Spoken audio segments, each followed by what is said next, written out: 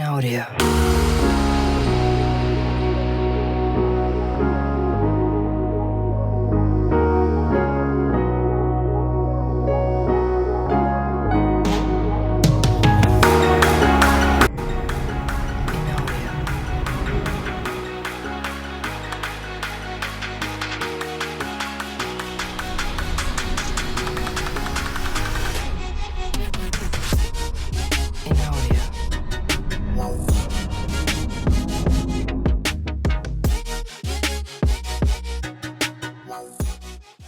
As you can see here, my starting position is very close to and directly behind the ball.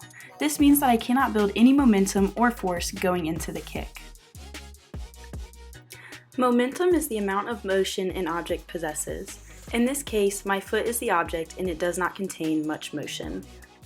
Here you can also see that I create a very small joint angle at the hip.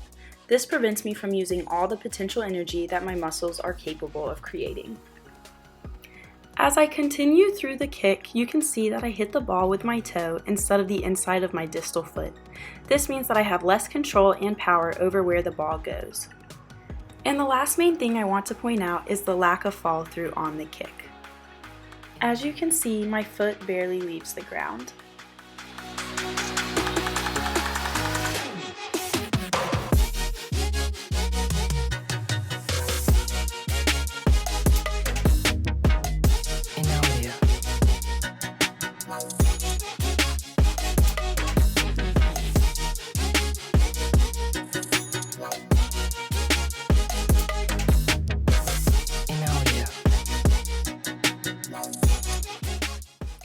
As you can see here, I'm starting much further back from the ball and at an angle rather than straight on.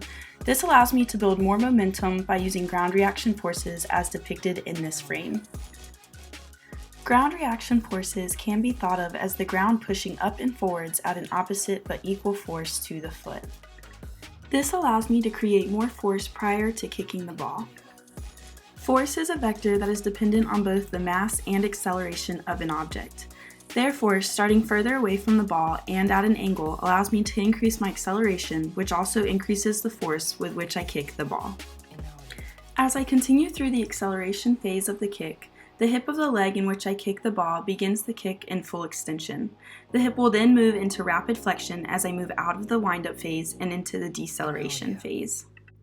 This process is known as the stretch shortening cycle, which is an eccentric contraction followed immediately by a concentric contraction.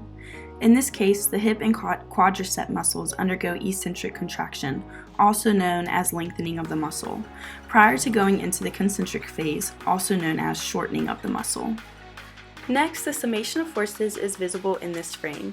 The summation of forces occurs when several body segments work together to build a stronger net force.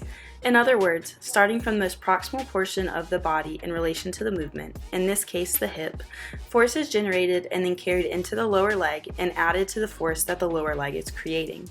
Additionally, force is being created in the arms, which is being summated to the other forces as it works its way down to the foot.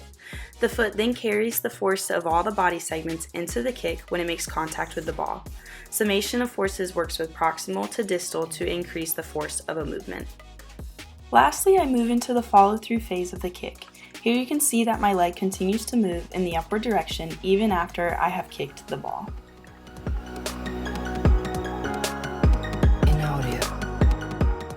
It is a little hard to see in this frame, but you may notice I am now wearing cleats, the proper shoe gear for the game of soccer. This helps me create friction during the acceleration phase of the kick. Friction is the resistance an object encounters during movement. In this case, the spikes on the cleat create more friction, allowing me to generate more acceleration as I am running up to make contact with the ball.